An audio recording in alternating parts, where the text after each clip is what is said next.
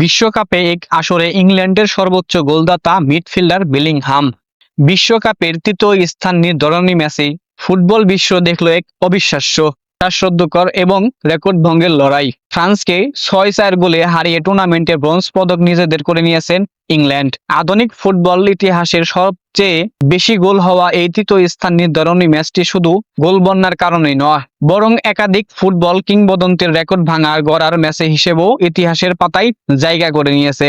10 গোলের এই ম্যাচের শেষ গোলটি করেন ইংলিশ মিডফিল্ডার জুড বেলিংহাম, যা ছিল টুর্নামেন্টের তার 7ম গোল।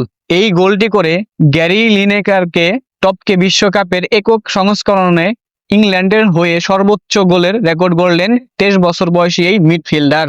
এছাড়া ম্যাচে জোড়া গোল করেছেন ফরাসি অধিনায়ক কিলিয়ান এমবাপ্পে।